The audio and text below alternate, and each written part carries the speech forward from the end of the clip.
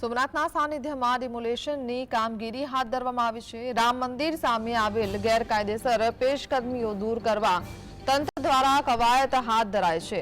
Police તંત્ર, વહીવટી તંત્ર, ફાયર બ્રિગેડ, જેસીબી, ટ્રેક્ટર સહિતના ધામા જોવા મળી રહ્યા છે। પેશકદમી ધારકો તંત્રને સહકાર આપે તેવી પોલીસ દ્વારા અપીલ પણ કરવામાં આવી છે।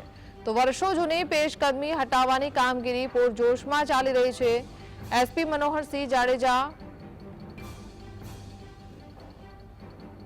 LCB police, SOG police, Prabhas Patan police सहितनो काफलो हाल तपासमां छे।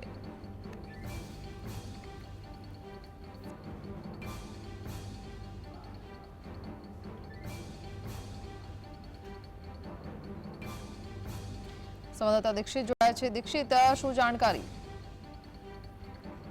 जी, सोमनाथ मंदिरना सानिध्यमां श्री राम मंदिरनी सामेना विस्तारमां 70 થી વધારે પેશકદમીઓ ઘણા વર્ષોથી કાર્યરત હતી। આ જગ્યા સોમનાથ ટ્રસ્ટની હોય ત્યારે સોમનાથ ટ્રસ્ટ દ્વારા કોર્ટમાં એક ફરિયાદ પણ કરી હતી, ત્યારે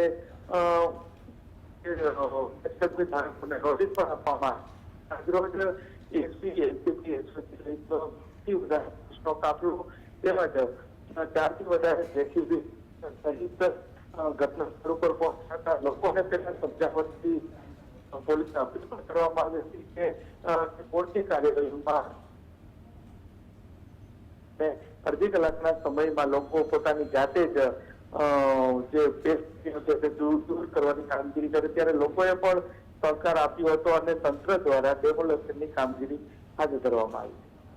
જી, આભાર।